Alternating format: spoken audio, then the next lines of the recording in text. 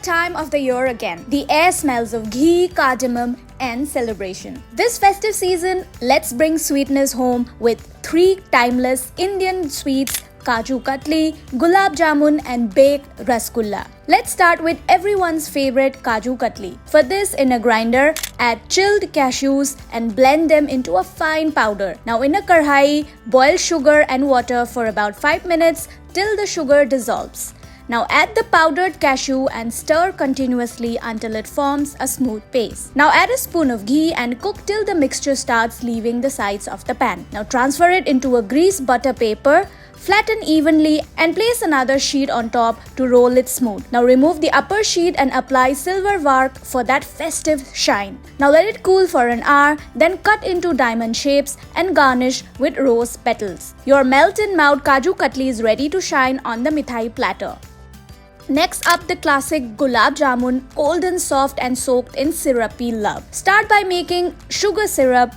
Add sugar, water, rose water, and cardamom to a pan and boil until slightly sticky. Now in another bowl, mix milk powder, all-purpose flour, baking powder, and ghee. Now add water and knead into a smooth dough. Now shaped into small round balls, make sure there are no cracks. Now heat oil in a low flame and fry the balls till they are golden brown.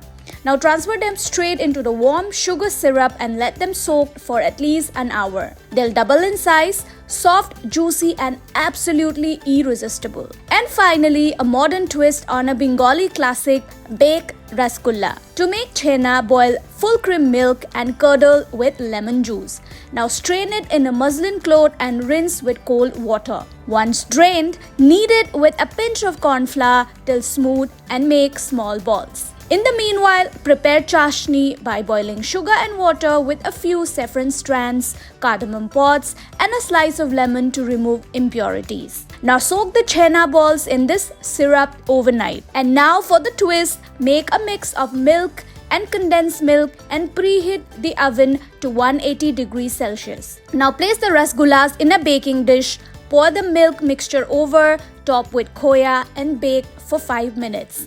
Now garnish with almonds and pistachios for that royal festive touch. And there you have it, 3 festive favorites, each with its own charm.